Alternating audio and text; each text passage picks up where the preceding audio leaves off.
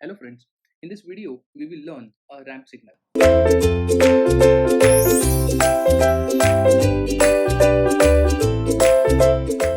So now I'll tell you how ramp signal is generated first.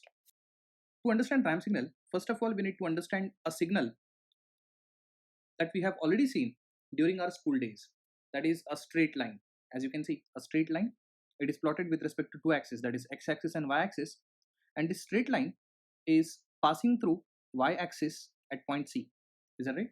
So generalized equation for straight line we used to write like this. That is y equal to mx plus c. Is that right?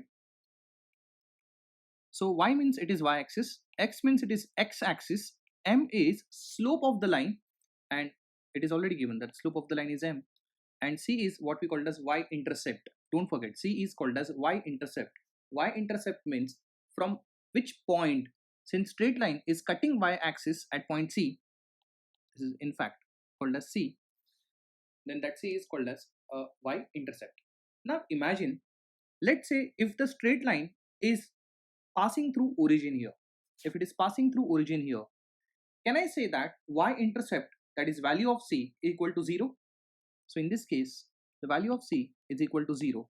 So understand, whenever it is a straight line passing through origin, the equation gets modified to y equal to mx only, because c value equal to 0.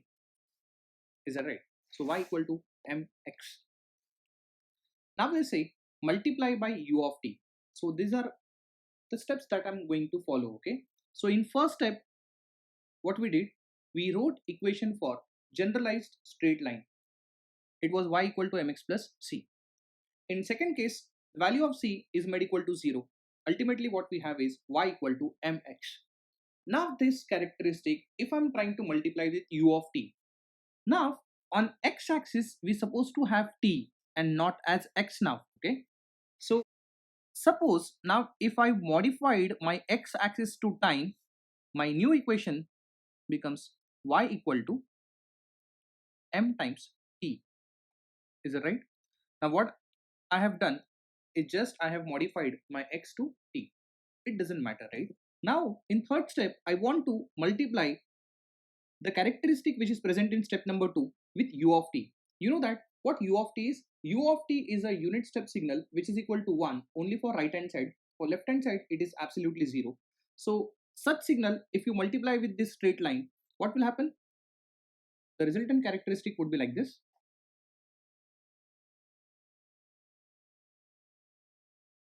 So what we have on x-axis is time t, and let's say we have some function, let's say f of t is 0.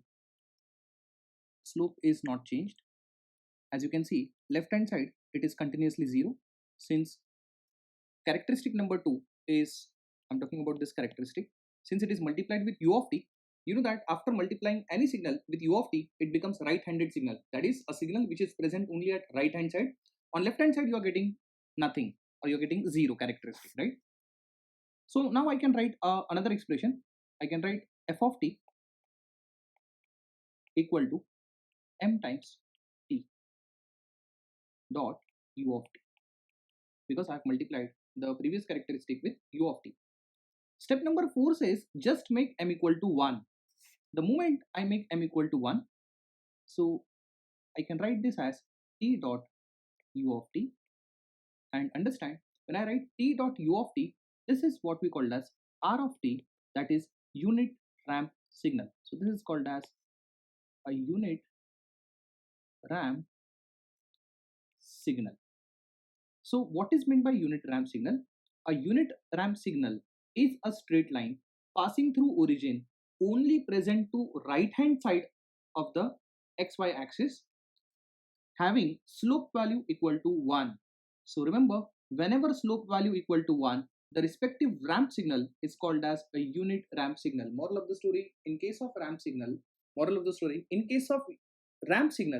property of the ramp signal is its slope. Like property of step signal is its amplitude.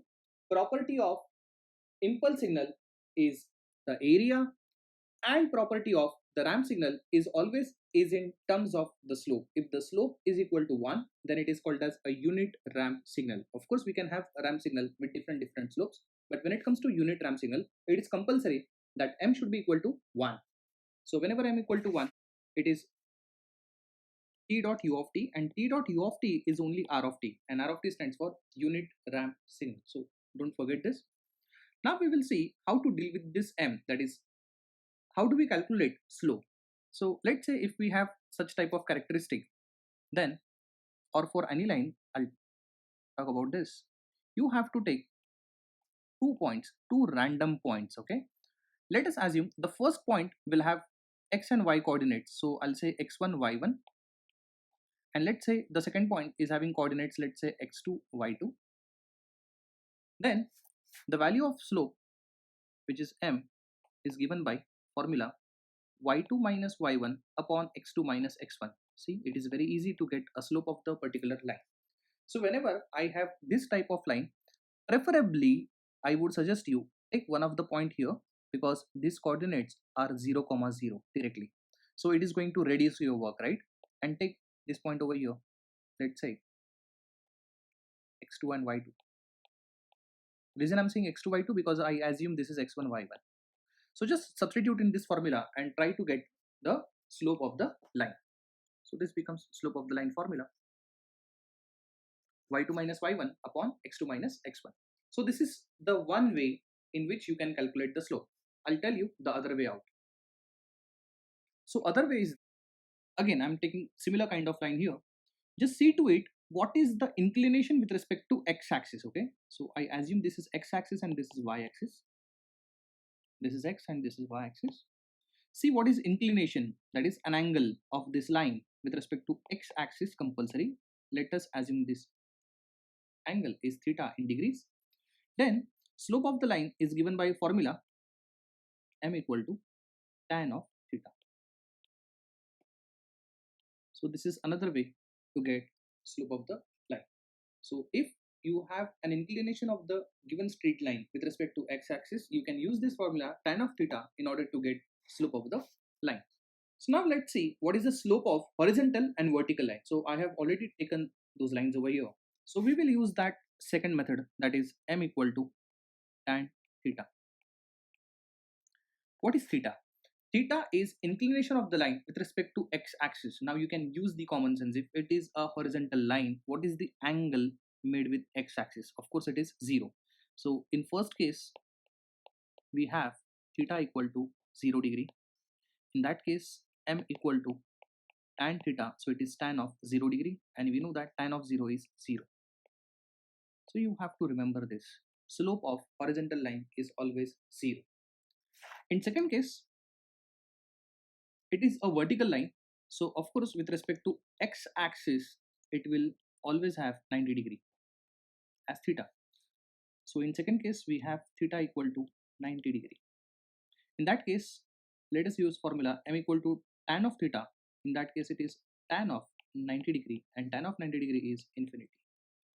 So please never ever forget that a horizontal line will give you 0 slope and vertical line will give you infinity slope.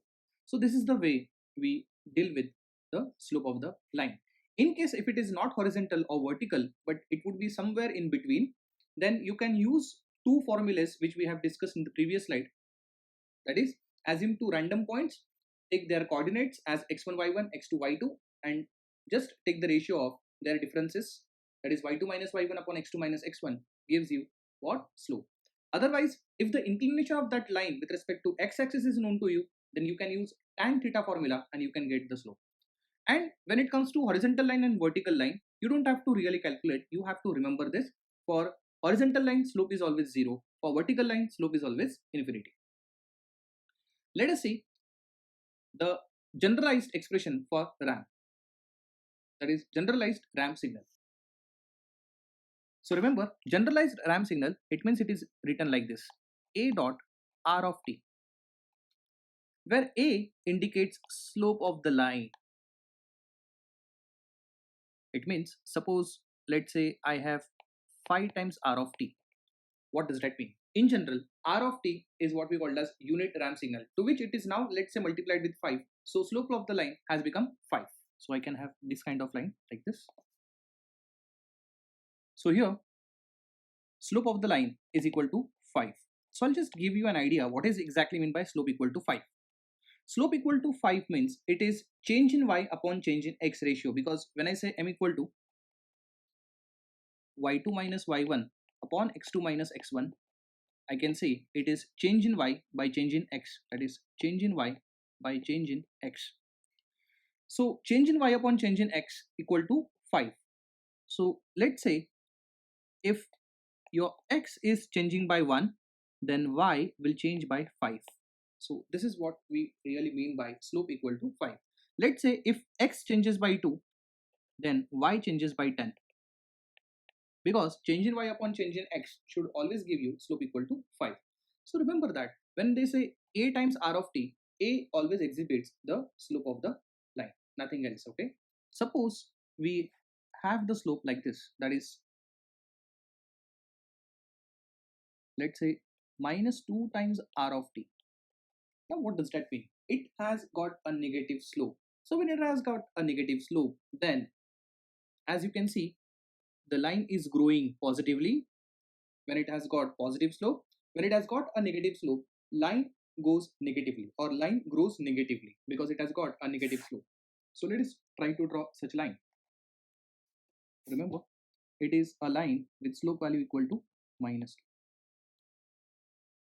So I can draw a characteristic like this.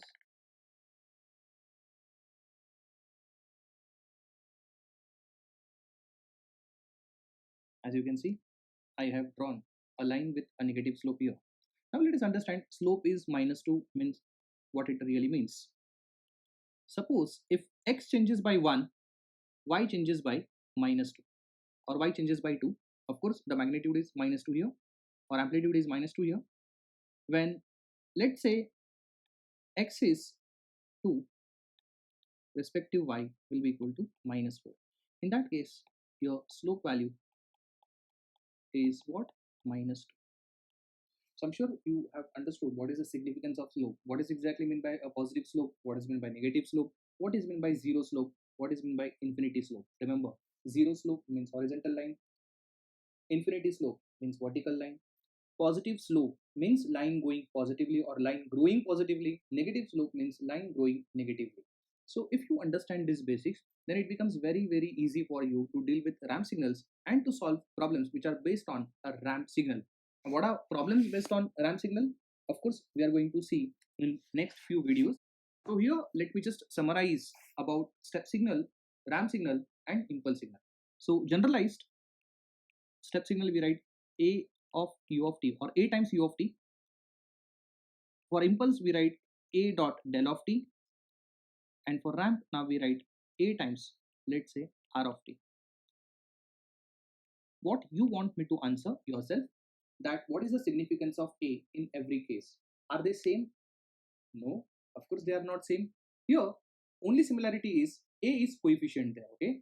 But if a is a coefficient of step signal, then what a really exhibits, or what a tells you, what information a gives you? Of course, a gives you a magnitude or amplitude.